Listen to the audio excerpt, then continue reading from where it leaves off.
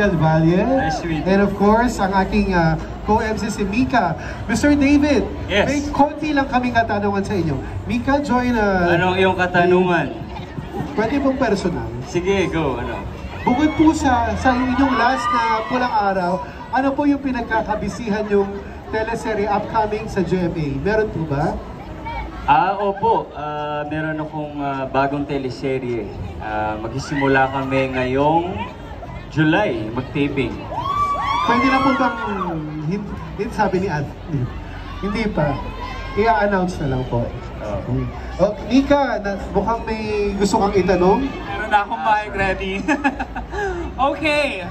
Paaminin na ba natin, guys? Napag-utusan lang to, trabaho lang.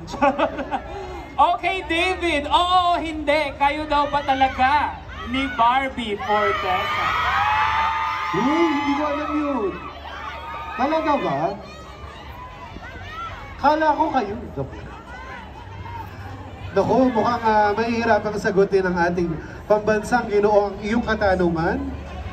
Pwedeng next question. Call a friend, Tito Boy. Pwedeng ibang tanong na lang, David. Iibahin ko na lang yung tanong. Ayan. Nagde-date na ba kayo ni Barbie?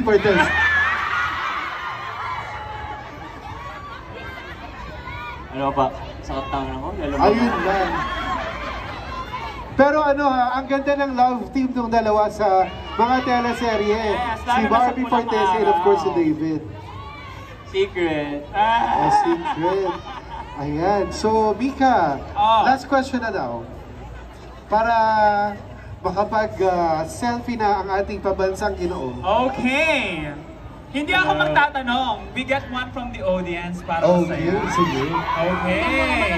Isang tanong para sa atin. Sino yung kamukha ni Barbie? Well, to us, barbecue. Kuha tayo ng isang magtatanong from the audience.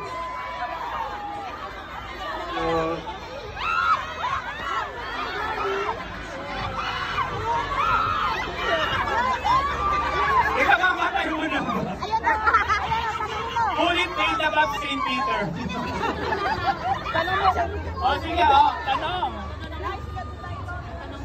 3, 2, ano?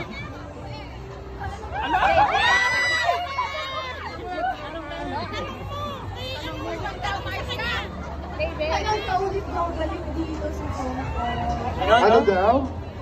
Kailan ka babalik? Kailangan mo ng tubig? Lagi ako nandito. Actually.